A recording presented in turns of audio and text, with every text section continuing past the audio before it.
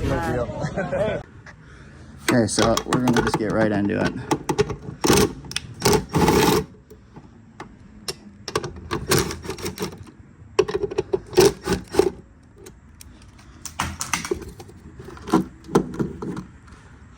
So this car, you have to pull out these 3 bolts up here to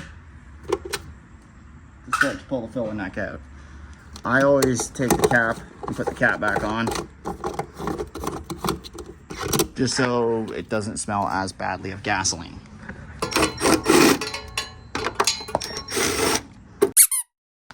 I'm gonna take these bolts out with one hand. Is never the easiest thing. And a lot of extensions too, usually very helpful.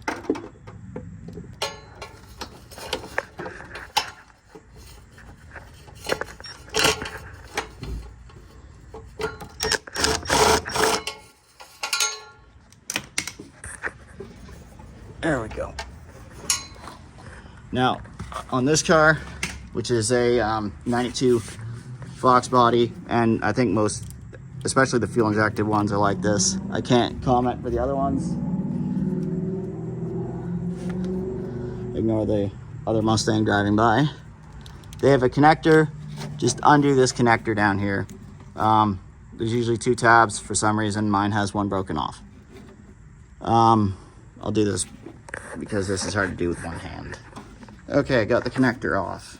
Okay, so I know just based off this car, the one that goes into your fuel filter, this is going to be your feed. This one here is your turn.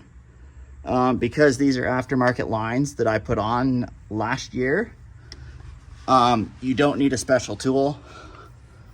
This one, you can see, you just pull that tab down. These are both like, you push there's like a button on the side and then they pop off. So you can kind of see that. So you just push that in and then push in and then pull off. So these come off nice and easy. You can see. Yeah, you just push and pull. And these are pretty easy. You just push the things, pull them, and they pop right off. You also have a vent line, which you can see is right there. On this vehicle, again, 1 bolt here, 1 up here. These are both mixed matched. I can't remember why. There's some stupid reason. One of these clips broke, came with a new bolt. Okay, I got both of those unhooked. Also, again, good reminder, stay in a well-ventilated area. And another thing, vacuum caps and or earplugs, something to put into the fuel lines itself so that they don't reek, especially if you're working in a garage. The smell goes in the house. It stinks. I also zip tied and then taped up some bags over the ends of the fuel lines. I know which ones they are, but if you need to, mark them with some tape or something, and then a drip pan to catch what leaked out. So we got the lines unhooked, and then we still got the vent, which I'm gonna get that afterwards, I think. Okay, so now we can get, I like using a nice piece of wood right here, and then bringing the jack in, putting just a slight amount of pressure on it. Not much, just a little bit pressure right here so it doesn't drop. When you go to remove these bolts up here, which I recommend using an impact gun for because these can be kind of sticky. Also, gloves, probably a good thing. So one is a 15 and one is a 1/2 inch on this. So we're gonna grab our impact. Okay, sorry about that. Forgot to put the air on. So ignore the leaking air fitting. I need to replace it. But we got a slight bit amount of pressure on the tank. Could actually use a spoke instead of your socket.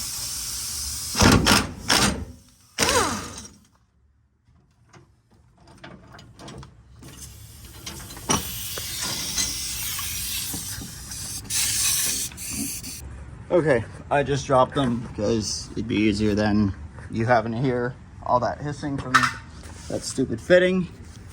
There's like a little rubber bushing inside there. You can kind of see that lip in there. It's supposed to be in there, it fell out. Just got plumb worn out, so I need to replace that fitting. Now it's here, can't speak. Here's where you need the little magnet.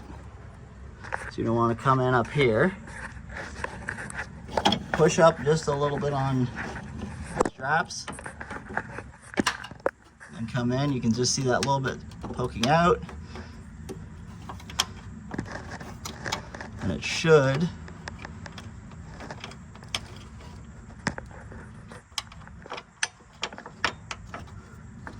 come right out. There it is.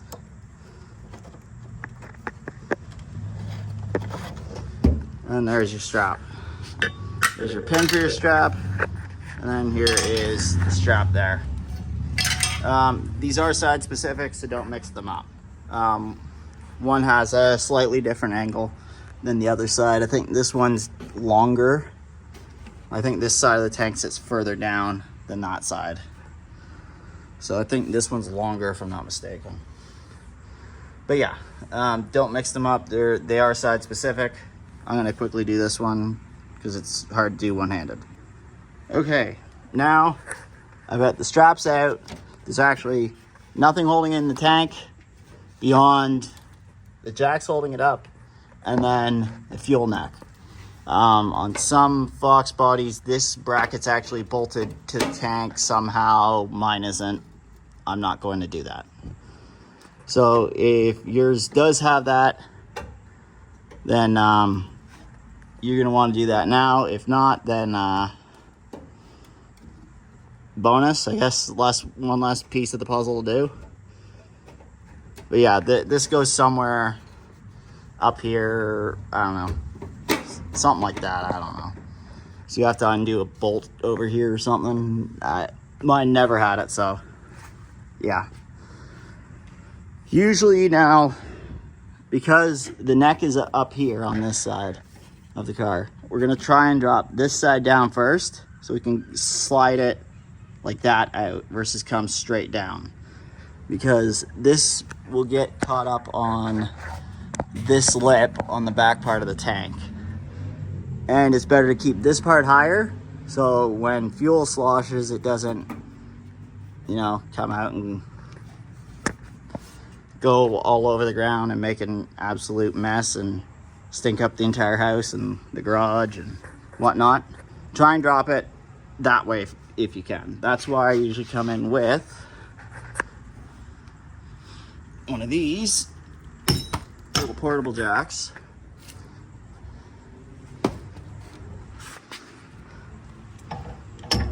A motorcycle jack would also work really well here. Like really well. I've definitely used the motorcycle jack for dropping a tank before. And it was pretty easy because it's a wider footprint. It's basically from about here to here. So a motorcycle jack will help you if you have one. If you don't, you're fine to do it the way I am. I do have one, but I'm not getting it out.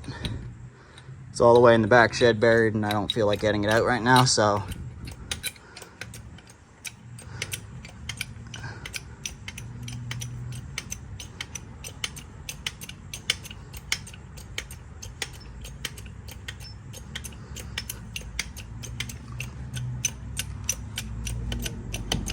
Okay, we got just a little bit of pressure on there, not too much.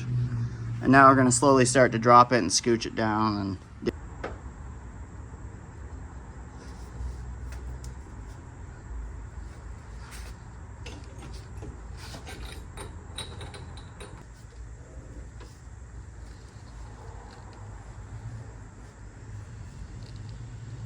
okay, fuel filler neck is out. Nothing is holding the tank in currently, except for the jacks. So we just have to slowly bring this down, kind of down and back towards us. And probably a good time if you could find something to shove in the gas tank, just to try and plug it. The garage smells like fuel for like a week.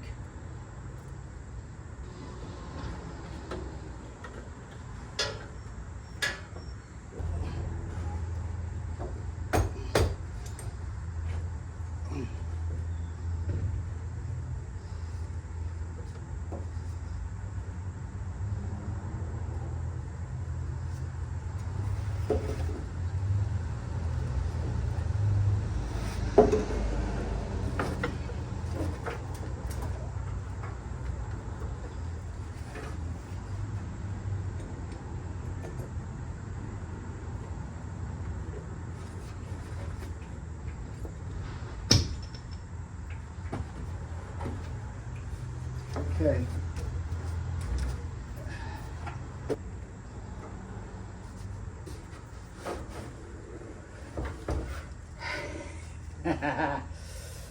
There we go.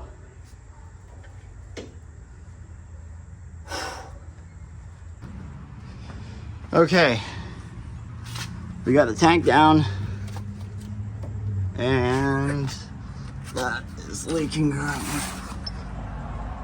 Okay, so you're gonna have to do a little bit of research depending on which vehicle you have. And some only have one outlet to the tank. Some have a sender and then the pickup. Sometimes they have two, so you have to know which one's your main pump and then which one's your secondary pump, depending on how many pumps are in the tank. Because some have like sections with like a lip in them, so they go up like a gully, and then there'll be a transfer pump that goes from this side to this side, then different auxiliaries and whatnot. So you'll have to do some research based off where your pump is on this car. Really simple, straightforward. It's right here. All you do to pop off the clip, you just pull up on it a little bit and it's off. This is where you're gonna want some compressed air to clean up and just blow all the dirt off around here so it doesn't get into your tank, plugging your filter and whatnot. So once you clean the tank up, you're gonna want to come in with like a screwdriver and then a hammer, and then just kind of tap on these little tabs. There's a couple of them going all the way around, and then this will rotate that right off. So this will rotate, and then you can pull your whole sender straight up and out. Okay, we got the ring off. That will come right out. And then just a little bit of wiggling. There it is.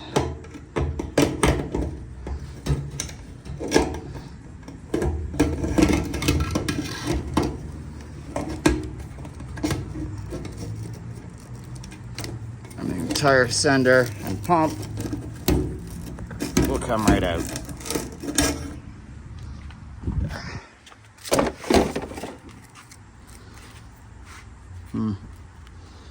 Yeah, that sock's a little bit dirty. And that seems to be the most dirty around where the actual opening of the pump is. So if you notice, there's right there is mostly contained to this area here. And if you look, ooh, good thing that screen was on there. It picked up some stuff too from the tank. But that's where that opening is, right here. So that probably, actually, I bet you some of that crap is actually from the pump itself, because this pump went really obnoxiously quiet recently. So like, it should be honestly pretty loud of a pump, but it went really quiet. So that makes me believe that there was definitely something wrong with it. That, or this S-hose is inflated, which we can see it is. Even the hanger brackets maybe a bit loose. Yeah, feels a bit loose. We'll see what we find once we get this pump changed. These got swollen. I do not like that. These were fuel rated. Okay, so I have just gotten everything disassembled. I ended up popping the screen out just to see what it picked up, and yeah, there's a little bit of stuff in there. That black though, I don't know, I'm still thinking that black residue inside of there could be the pump burning out.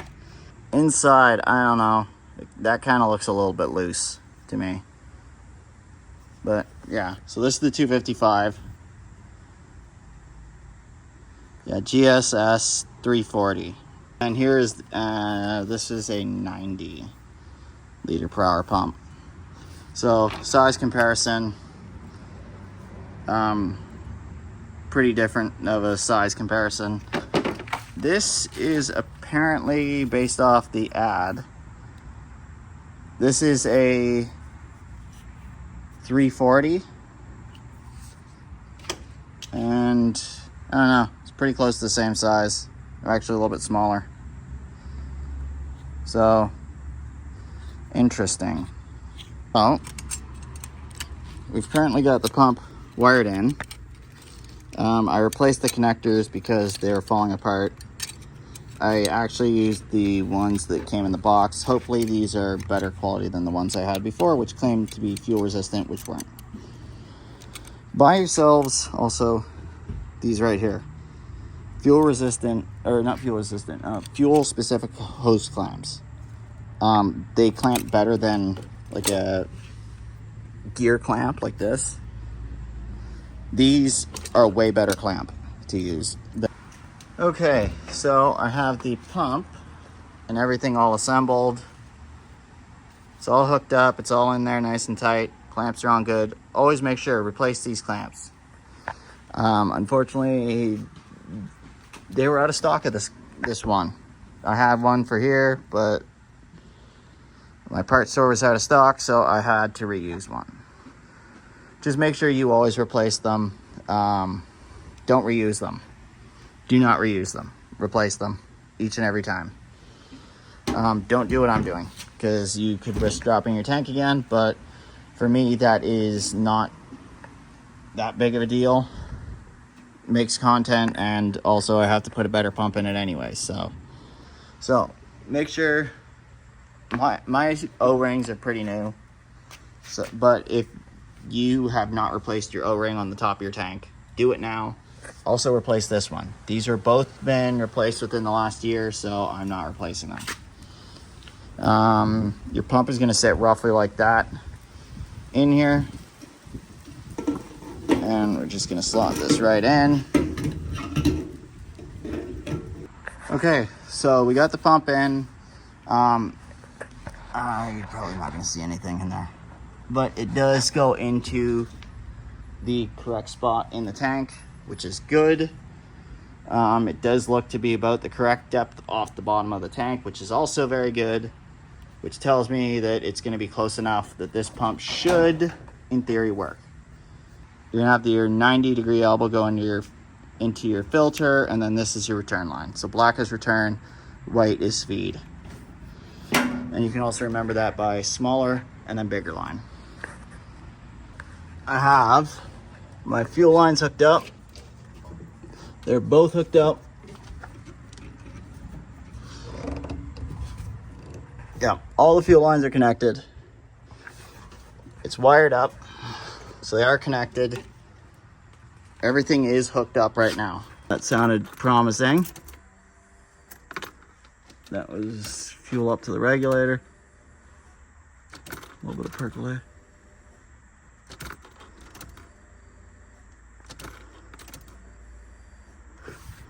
Okay. We've got the correct fuel pressure, 38. And let's see back here. No fuel leaks so far. That's it. I'll put a clip in.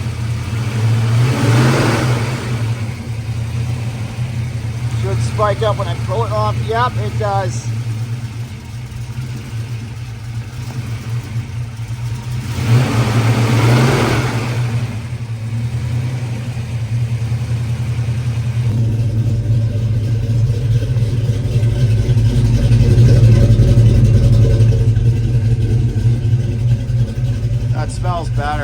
used to be running Rotary Bridge. That smells a lot better. Okay, now we're ready to put it back in the car. Installation's the same as removal, just in reverse. So remember that. You're gonna want to take it or put it in the same way as you took it out. So we got a bit of an angle going in. Yeah, let's get this thing in.